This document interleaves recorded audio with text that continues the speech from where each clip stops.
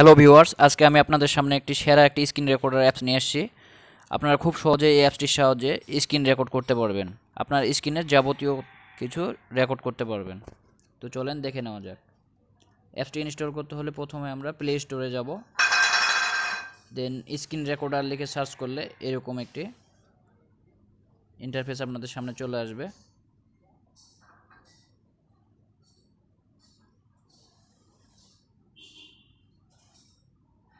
এই অ্যাপসটি আপনারা ইনস্টল করে নেবেন আপনাদের ফোনে। আমার ফোনে ইনস্টল করে আছে, তাই আমি এখন এটি ওপেন করব।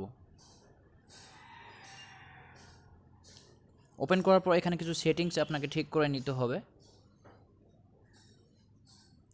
আমরা সেটিংয়ে যাব।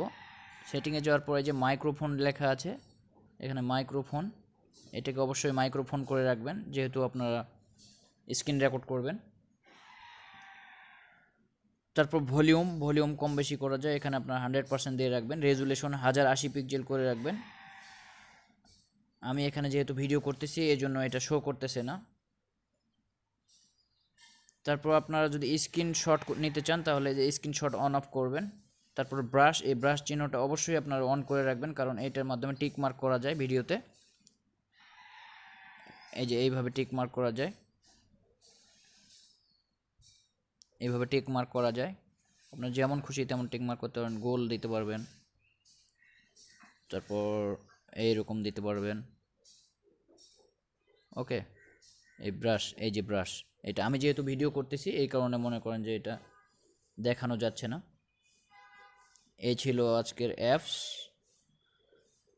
তো এটা কিভাবে ভিডিও হলো সেটা আপনাদেরকে একটু দেখাই।